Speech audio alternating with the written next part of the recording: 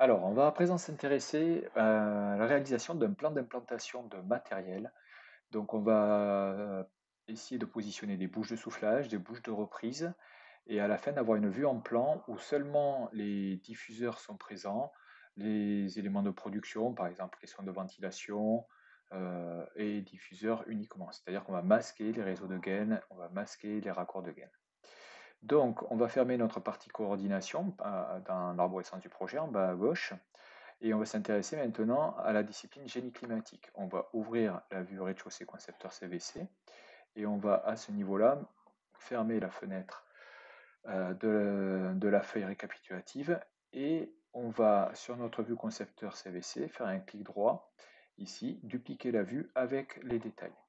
Cette vue, on va la renommer et on va l'appeler justement plan d'implantation CVC, on va l'appeler plan d'implantation matérielle. Sur cette vue, donc on va chercher à implanter des bouches. Donc on est dans le bandeau système tout à fait en haut et on va utiliser l'icône bouche d'aération. Quand on fait ça, on voit qu'on a ici les propriétés de la bouche d'aération. Et donc les bouches d'aération que nous on va choisir, on va commencer par des bouches de soufflage. Donc on clique sur cette bouche et ici on voit on a une multitude de bouches de soufflage. Toutes ces bouches sont présentes parce que justement, on a utilisé un gabarit MEP de départ dans lequel étaient chargées des familles de bouches de soufflage. Donc si on cherche une bouche de soufflage de type, là on a des reprises, là on a des reprises, on va commencer par des bouches de soufflage, là on va prendre 250 par 150. Et quand on prend cette bouche de soufflage de 150 par 150, on voit en haut dans les différentes icônes qu'elle ne peut se placer que sur une face verticale. C'est-à-dire que si on regarde mon curseur, ici il y a un sens interdit quand je veux le placer en lévitation dans le bâtiment. Il attend forcément la position d'un mur pour pouvoir être positionné. Alors sur ce projet, ici on peut le positionner parce que ces pointillés correspondent en réalité à la retombée entre deux faux plafonds qui sont à des altimétries différentes. Et donc sur la retombée verticale, on va pouvoir positionner une bouche, ce qu'on fait assez souvent. Donc voilà, ici je viens de positionner première bouche, appuie sur échappe pour retrouver le bandeau cri, et je vais recommencer bouche d'aération.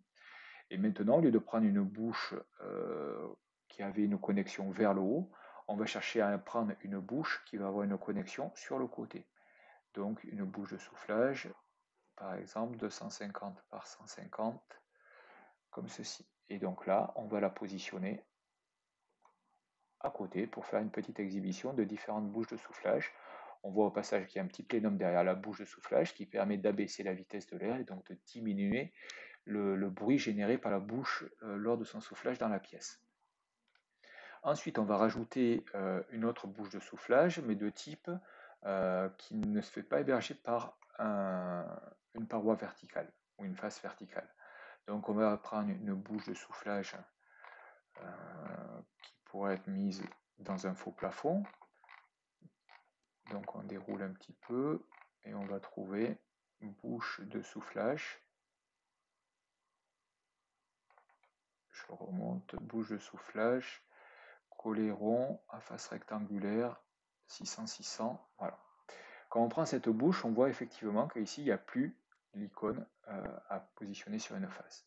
Donc ici, je vais pouvoir choisir de la positionner au rez-de-chaussée. Si je laisse 0, ça veut dire que je vais la poser au sol. Je vais arbitrairement la mettre à 2 mètres d'altitude.